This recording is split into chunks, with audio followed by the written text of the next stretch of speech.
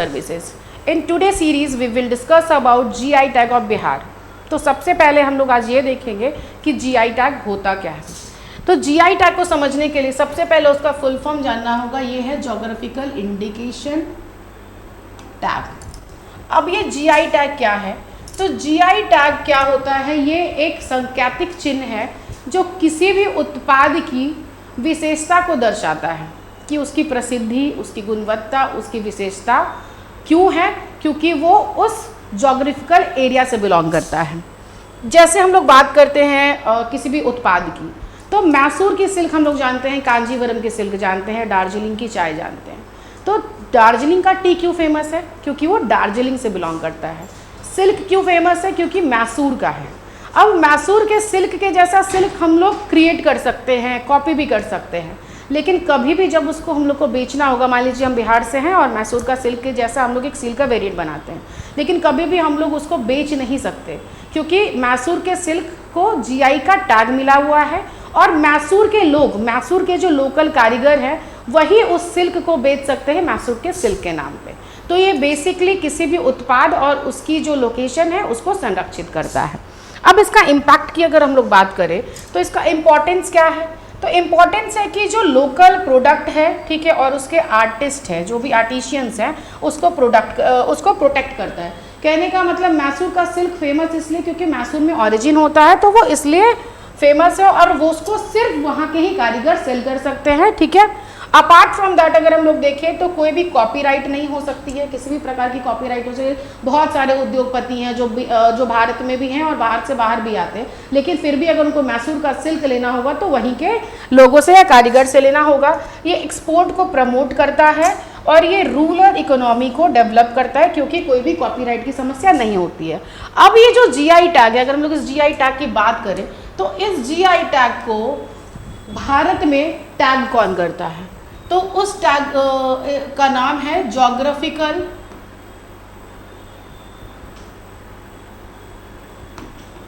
Indication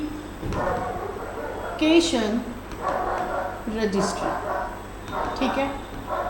अब ये जो ज्योग्राफिकल इंडिकेशन रजिस्ट्री है, तो ये इसका हेडक्वार्टर कहाँ है?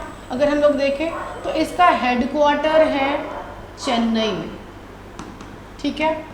अब ये जो ज्योग्राफिकल इंडिकेशन रजिस्ट्री है, अगर हम लोग इसकी बात करें तो किसके अंडर आता है? तो ये आता है department of industrial promotion and internal trade. अब जो ये डिपार्टमेंट ऑफ इंडस्ट्रियल प्रमोशन और इंटरनल ट्रेड है, इसको गवर्न कौन करता है? तो governed bye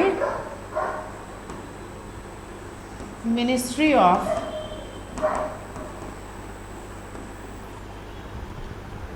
trade and commerce, ठीक है। तो जीआई टैग क्या है मैंने आपको बता दिया, इसका इंपॉर्टेंस क्या है, जीआई टैग को कौन देता है? तो ज्योग्राफिकल इंडिकेशन रजिस्ट्री देती है जिसका हेडक्वार्टर है चेन्नई में। वो किसके अंडर आता है? तो department of industrial promotion and internal trade, और इसको गवर्न कौन करता है? Ministry of trade and commerce. अब हम लोग आगे देखेंगे कि जीआई टैग बिहार में किसको किसको मिला है और कहाँ से क्वेश्चंस आ सकती है। तो अगर हम लोग देखते हैं सबसे पहले तो बिहार में सबसे इम्पॉर्टेंट जो है वो है अपना मधुबनी पेंटिंग। जितने भी स्कूल्स हैं, कॉलेजेस हैं, वहाँ पे पेंटिंग जरूर सिखाया जाता है, हैंडक्राफ्ट सिखाया जाता है। तो मेजॉरिटी स्कूल्स में आप देखेंगे कि बच्चे जो हैं आजकल मधुबनी पेंटिंग करते हैं। और ये मधुबनी पेंटिंग कब फेमस हुआ? जब इसको जीआई टैग मिला। तो मधुबनी जो पेंटिंग है हमारा, ये हैंडीक्राफ्ट में आता है, ठीक है, और इसका ओरिजिन कहाँ हुआ है? तो ये मधुबनी का है, ठीक है, और इसको जीआई टैग मिला अपने 2007 में मार्च में, ठीक है। नेक्स्ट है हमारा भागलपुर का सिल्क, जो बहुत इंपॉर्टेंट है, हर जगह भागलपुरी साड़ी फेमस है। तो ये टेक्सटाइल में आता है और इसको कहाँ इसका ओरिजिन है? तो ये भागलपुर से अपना बिलोंग करता है और इसको जीआई टैग कब मिला? मार्च 2013 में।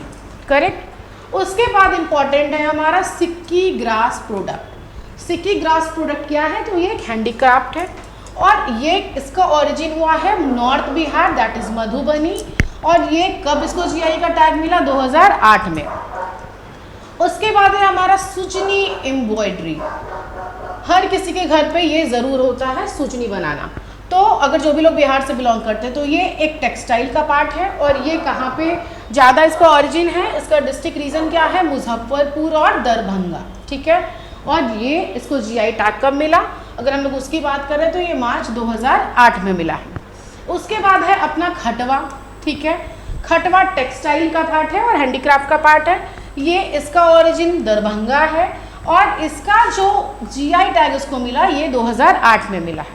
उसके बाद हमारा फेमस है शाही लीची। हर किसी के मुंह में पानी आ गया होगा इसको सुन के। तो शाही लीची जो है ये एक हॉर्टिकल्चर का पार्ट है, फ्रूट का पार्ट है। और ये सबसे ज़्यादा कहाँ होता है, क्यों फेमस है? ये मुजफ्फरपुर में होने के कारण फेमस है, इसीलिए मुजफ्फरपुर फेमस भी है। और 2019 में इसको जीआई का टैग मिला। हर जगह इंपोर्ट ज़रूर होता है मुजफ्फरपुर का शाही लीची। उसके बाद इम्पॉर्टेंट है अपना कतरनी राइस। इसी का चूड़ा भी होता है, कतरनी चूड़ा, ठीक है। ये एग्रीकल्चर में ग्रेन का पार्ट है। ये भागलपुर में होता है और बांका में। मार्च 2018 में इसको जीआई का टैग मिला है, करेक्ट। उसके बाद अगर हम लोग बात करें तो फिर फेमस है हमारा मगहई का पान। मगहई का पान क्या है? एग्रीकल्चर का पार्ट है और ये लीफ का सेगमेंट है। इसका जो रीज़न है, इसका जो लोकेशन है वो है अपना नवादा, गया और नालंदा। ये कहाँ है आपका? 2018 में इसको जीआई का टैग मिला है। उसके बाद हमारा फेमस जर्दालू आम, जो हर कोई अभी खा रहा होगा या खाया होगा। ये हॉर्टिकल्चर का पार्ट है, फ्रूट का अगेन। इसका जो रीज़न है वो है अपना भागलपुर, ठीक है। और इसका जो जीआई टैग इसको मिला ये मार्च 2018 में मिला है, ठीक है। उसके बाद हम लोग बात करेंगे मिथिला के मखाना की। मखाना एक एक्वाटिक क्रॉप है, हो सकता है इस पे क्वेश्चन आ जाए एक्वाटिक क्रॉप पे, ठीक है। तो इसका जो रीज़न है ये है अपना मिथिला रीजन दरभंगा और ये 2022 में इसको जीआई का टैग मिला है। उसके बाद है अपना मंजूषा आर्ट। ये हैंडीक्राफ्ट भी है और फॉक आर्ट भी है, ये ध्यान में रखना है। और ये भागलपुर के रीजन से बिलोंग करता है और इसको जीआई का टैग मिला मार्च 2022 में। उसके बाद है अपना सिलाऊ का खाजा, जो बहुत फेमस है। हर लोग जो नालंदा या बिहार शरीफ या गिरियक जाता है वो लोग ज़रूर यहाँ से खाजा लाता है। और ये फूड स्टफ का पार्ट है और इसका ओरिजिन क्या है? नालंदा। जैसे बिहार शरीफ हो गया, गिरियक हो गया, ये इस वाला पार्ट जो है हमारा नालंदा, ठीक है। इसको 2019 में जीआई का टैग मिला है। और सबसे इम्पॉर्टेंट है अपना, जिस पे मेजॉरिटी हो सकता है कि क्वेश्चन आ जाए क्योंकि ये रिसेंटली ऐड किया गया, सबसे last but not least, Marcha rice. Marcha rice पे क्वेश्चन बन सकता है कि मार्चा राइस बासमती राइस है या नहीं है। तो मैं आपको बता दूं, मार्चा राइस एक नॉन बासमती राइस है जो एरोमेटिक है, बहुत अच्छी इसकी सुगंध होती है। ये फूड स्टफ का पार्ट है और ये वेस्ट चंपारण का इसका रीज़न है। और ये अप्रैल 2023 में लास्ट जो जीआई टैग मिला है ये हमारे मांचा राइस को मिला है। और हो सकता है कि क्वेश्चन इस पे आ जाए या फिर अपने मिथिला के मखाना पे। लेकिन आपको ये पूरा सीरीज़ देखना है, अच्छे से याद रखना है कि कौन सा जीआई टैग कब, कैसे और किसका पार्ट। हमें भी आपसे पूछ दे कि जो हमारा मिथिला मखाना है, ठीक है, ये फ्रूट का पार्ट है या आपके लीफ का पार्ट है या ग्रेन का पार्ट है या एक्वाटिक क्रॉप है, तो आपको याद रखना है कि एक्वाटिक क्रॉप है, ठीक है। और इसके रीजंस को और इसको कब मिला। तो आज के सीरीज़ में इन सब चीज़ों के लिए मैंने आप पे डिस्कशन किया है और आज का सीरीज़ यहीं पे हम एंड करते हैं। कल हम लोग फिर आपके साथ मिलेंगे एक नई सीरीज़ के साथ, जहाँ पे हम लोग पॉलिसीज़ देखेंगे, जहाँ पे हम लोग बाकी सारे स्कीम्स को देखेंगे या जो आपके examination point of view prelims के लिए इम्पॉर्टेंट होगा। आज के लिए इतना ही। Thank you very much.